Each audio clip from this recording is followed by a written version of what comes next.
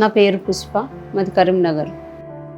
నాకు పన్ను నొప్పి వచ్చింది. పన్ను నొస్తుంది, చిగురు కింద ఇట్లా పొడుస్తుంది, నొప్పి వచ్చింది. నొప్పి వస్తే హాస్పిటల్కి పోతే ఏం కాదమ్మా చిగురు ఉబ్బింది అని మందులు రాశారు. అయినా తక్కువ అయితే సార్ నైట్ బాగా సులుకున కొడుతుంది లోపల అంటే సీమ వచ్చిందమ్మా అని పన్ను తీసేసారు. ఒక పన్ను తీసేసారు బలవంతంగా, అది గట్టి పన్నే సీమ వచ్చిందమ్మా అని పన్ను తీసేసారు.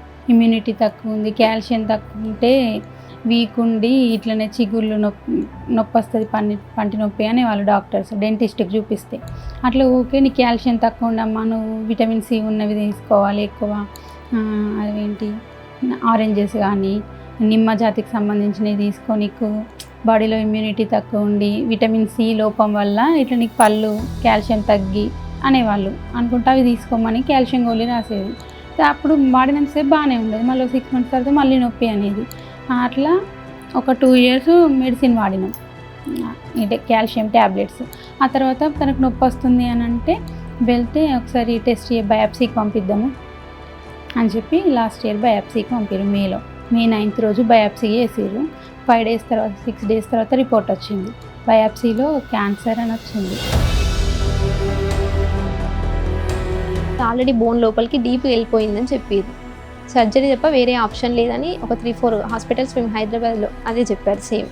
ఇంక అందరూ అదే చెప్తారు కదా అని చెప్పేసి ఇంకా మేము సర్జరీ ఫిక్స్ అయిపోయి వితిన్ 1 monthలోనే మేము సర్జరీకి మొత్తం ప్లాన్ చేసుకొని డైరెక్ట్ ఇంకా హాస్పిటల్కి వెళ్ళి అడ్మిట్ అయిపోయాం మా మదర్తో. ఇంకా లేట్ చేస్తాం, అప్పటికి ప్రాబ్లం చాలా ఎక్కువైపోయింది, మాకు తింటలేదు, మండుతుంది బాగా ఇక్కడ ఏం తిన్నా కూడా అని హాస్పిటల్లో అడ్మిట్ అయినాక 2 daysలోనే డాక్టర్ June 13th సర్జరీ చేసారు. సర్జరీ మేజర్ 6 hours, మార్నింగ్ 6కి తీసుకెళ్తే నైట్ 6 o'clockకి బయటకు తీసుకొచ్చారు. వెంటిలేషన్ మీద ఆమెను మాకు చూపెట్టారు. 24 hours తర్వాత ఈ సర్జరీ సక్సెస్ అవ్వచ్చు, ఫెయిల్యూర్ అవ్వచ్చు. ఒకవేళ ఆ బోన్ మేము ఇక్కడ రిప్లేస్ చేసిన బోన్ అతకచ్చు, అతకపోవచ్చు. ఇన్ కేస్ అక్కడ బ్లడ్ అనేది సరఫరా అవుతుందో కాదో తెలియదు, కాకపోతే మళ్ళీ సర్జరీ చేయాలి అగైన్ నెక్స్ట్ డే అని చెప్పారు. మాకు అసలు మొత్తానికి హోప్ లేకుండే. మా మదర్ని అట్లా మమ్మల్ని చూస్తుందని ఎక్స్పెక్ట్ చేయలేదు. 24 hours తర్వాత ఆమె స్పృహకు వచ్చింది. ఒక 1 month వరకు ఆమె మొత్తానికి ఏం ఫుడ్ తినలేదు, ముక్కులో ట్యూబ్ ద్వారానే ఫీడింగ్ ఇచ్చినాం మేము ఆమెకి. అప్పుడు నడవలేదు, కాళ్ళ నుంచి బోన్ రీప్లేస్ చేసారు కదా, మేమే ఇట్లా తీసుకొని వెళ్ళి తీసుకురావడం, వాష్రూమ్ అయినా దేనికైనా కూడా. ఒక 3 months వరకు చాలా సఫర్ అయింది, ఏం ఫుడ్ తీసుకోలేదు ఆమె. ఇక్కడ నుండి ఇక్కడికి అయింది సార్, ఇక్కడ దాకా మీ నుండి ఇక్కడికి మాట్లాడరాలేదు సార్. నాకు అసలు నడవలేదు. చిన్నపిల్లల్ని ఎత్తుతారా అట్లా ఎత్తుకొచ్చి పండబెట్టరు.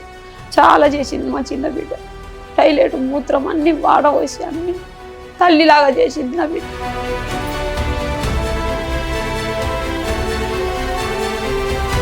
నేను నుంచి ఇక్కడికి సర్జరీ చేసిరా, మా గొంతులకు స్ప్రెడ్ అయినట్టు అనిపిస్తుంది అని ఇది కూడా బయాప్సీకి పంపారు. మా అమ్మ ప్రతి వీక్ హైదరాబాద్ వెళ్ళేది, ఎట్లుంది కాలు, ఇది ఎట్లుంది అని చెప్పి. ఆ కాలుకి వాళ్ళు డ్రెస్సింగ్ చేసేవాళ్ళు వెళ్ళిన ప్రతిసారి, చేసి కాలు సెట్ అయింది. సెట్ అయిన తర్వాత ఈ బయాప్సీ 15 daysకి రిపోర్ట్ వచ్చింది. గొంతుకి ఏం స్ప్రెడ్ కాలే, మేము పంపిన చోట నార్మల్ వచ్చిందమ్మా, హ్యాపీ, మీరు రేడియేషన్కి రావాలి, 1 month అవుతుంది కదా అన్నాక రేడియేషన్కి అందరం వెళ్ళినాం. ఇక 1 weekకి అక్కడ ఉండేసి సాటర్డే సండే ఇంటికి వచ్చేవాళ్ళం. మండే వెళ్తాము, ఫ్రైడే రోజు రేడియేషన్ పెట్టించుకొని ఇంటికి వస్తాము.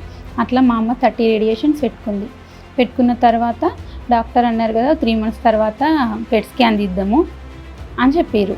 మేము మళ్ళీ అక్టోబర్ ఎండింగ్ అట్లా అమ్మకి పెట్ స్కాన్ చేయించినాం. అప్పుడు నార్మల్ వచ్చింది. మళ్ళీ అమ్మకు నవంబర్ ఎండింగ్ డిసెంబర్ 1st weekలో మళ్ళీ పన్ను ఇట్లా స్టార్ట్ అవుతుంది, పన్ను ఇక్కడ ఎలర్జీ లాగా. ఇక్కడ వరకు సర్జరీ అయింది, దాని పక్క టీతే, ఈ పక్క టీత్ మధ్యలో స్టార్ట్ అయితే సార్కి ఫోటో తీసి పంపినాం. సార్ ఇట్లా పన్ను ఇక్కడ నొప్పి అంటుంది, సర్జరీ పక్కన అంటుంది, ఒకసారి చూడండి అన్నాక ఫోటో తీసి మరొకసారి వస్తారా, వస్తే చూద్దాము అన్నాక మళ్ళీ హైదరాబాద్ వెళ్ళినాం. వెళ్తే బయాప్సీ చేద్దాము అని అన్నారు. బయాప్సీ చేసారు. బయాప్సీ చేసినాక December ending, December 25th 26th వరకు రిపోర్ట్ వచ్చింది. అప్పుడు బయాప్సీలో మళ్ళీ ఇక్కడ స్టార్ట్ అవుతుంది అని వచ్చింది. సేమ్ ప్రాబ్లం ఇటు అగైన్ సర్జరీ చేయాలని అంటే ఇంకా మాకు హోప్ లేకుండే. అప్పటికే మేము చాలా సఫర్ అయినాం ఆమెతో. ఆమె కూడా చాలా వీక్ అయిపోయింది. మళ్ళీ డాక్టర్ కూడా మాకు గ్యారంటీ ఇవ్వలేదు. 50-50 ఛాన్సెస్ అని చెప్పారు. సర్జరీ సక్సెస్ కావచ్చు, కాకపోవచ్చు.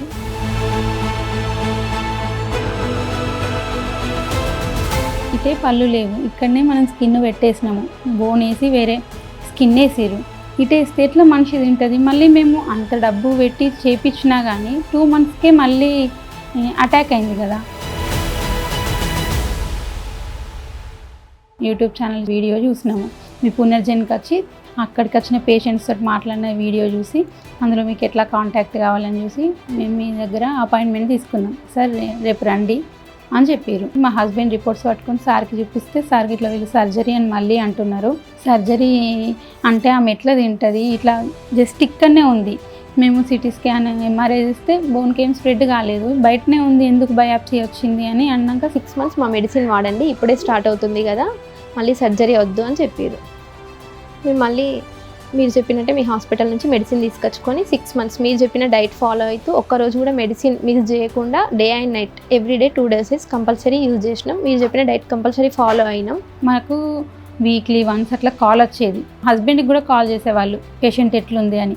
ఒక్క నెంబర్కి కాదు, 2 నెంబర్కి ఆన్సర్ చేసేవాళ్ళు. తింటుందా పేషెంట్, ఆమెకు అంత కరెక్ట్గానే ఉందా, డైజెషన్ కరెక్ట్ ఉందా, వెదర్ చేంజ్ అయిందిగా, ఈ ఫుడ్ తీసుకోవద్దు అని చెప్పేవాళ్ళు. ఈజీగా డైజెస్ట్ అయ్యేవి తినండి, ఈ ఫ్రూట్ తీసుకోండి, ఇది తినద్దు అన్నట్టు చెప్పేవాళ్ళు. 3rd monthకి సార్ పెట్ స్కాన్ చేయించండి అన్నారు, కానీ మేమే ఆలోచనలో పడ్డాం. 6 months గ్యాప్ అని ఉండాలి కదా సార్, చేపిస్తాం, ఇంకో 2 months ఆగి చేపిస్తామని చెప్పేవాళ్ళం. మేము కూడా మెడిసిన్ కంప్లీట్ వాడి చూస్తే రిజల్ట్ ఉంటుంది కదా అన్నట్టు 6 months మెడిసిన్ వాడిన తర్వాత ఇంకో 1 week అయితే మెడిసిన్ అయిపోతుంది అనే ముందే మేము స్కాన్కి వెళ్ళినాము. అసలు దేవుడు అనుకోవచ్చు మీ హాస్పిటల్ని. మా అమ్మకు అసలు మాకు ఏ హోప్ లేదు. క్యాన్సర్ అంటే చిన్న విషయం కాదు, అది ప్రాణంతో ఆట లాంటిది.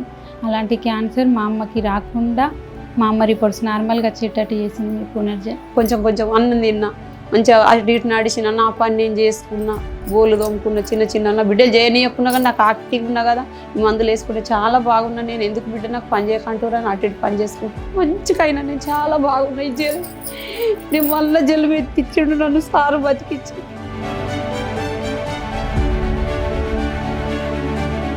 నేనేం తిన సార్, నేనేం తిన. మరి అందరు తంబాకు అది తింటారు అంటారు, నేనేం తిన సార్. నేను పేస్ట్ తోముకుంటుగా అంతే, నేనేం తినకపోదు.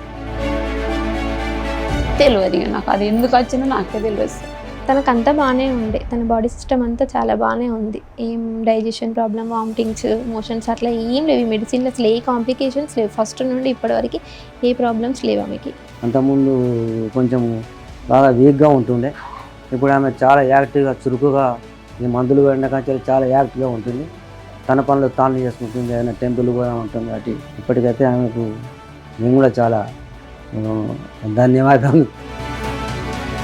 ఇప్పుడు నువ్వు మందులు వాడుతున్నావు కదా, ఇప్పుడు ఏం కాదు, ఇక నీకు నార్మల్ వస్తుంది రిపోర్టు అని చెప్పిన. అలాగే వచ్చింది. వచ్చినాక నాకు చెప్పింది, ఫోన్ చేసి రా రిపోర్టు నార్మల్ వచ్చిందట అని చెప్పింది. ఇక సంతోషపడ్డాం అందరం. ఇప్పటికైతే మా వదిన అయితే మంచిగా అయింది సార్. సార్ను నేను చూడలేదు సార్. మందుల మీద ఉన్నాడు కదా సార్, మందుల మీద ఉన్నాడుగా, ఆయననే మొక్కుకుంటా రోజు ప్రొద్దులు లేచి, రోజు 2 చేతులతో దండం పెట్టుకుంటా నన్ను బతికించిన సార్. ఆయననే దేవుడు నాకు, నన్ను బతికించి. చాలా బాగుంది. మందులు చాలా అందరికీ ఉపయోగపడతాయి. అది